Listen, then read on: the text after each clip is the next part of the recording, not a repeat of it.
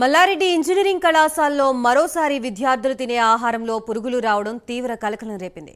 రాత్రి గర్ల్స్ హాస్టల్లో భోజనం చేస్తున్న సమయంలో ఆహారంలో పురుగులు దర్శనమిచ్చాయి.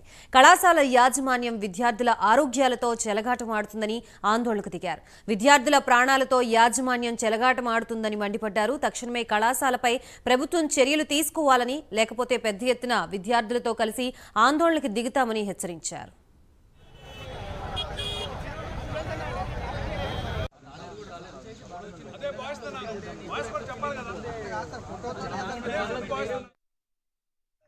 మీడియా మిత్రులందరికీ నమస్కారం. రాఘవేంద్ర రెడ్డి, NSUI వైష్ణవగూడ.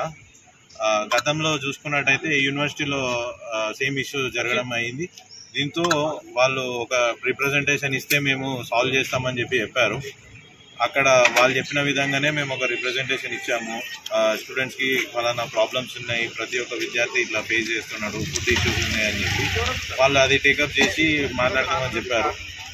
ఆ ఇష్యూ అక్కడ ఉండగానే తాజాగా చూస్తే మన మెయిన్ క్యాంపస్ ఏదైతే క్యాంపస్ హాస్టల్ ఉందో గర్ల్స్కి గత వారం రోజులు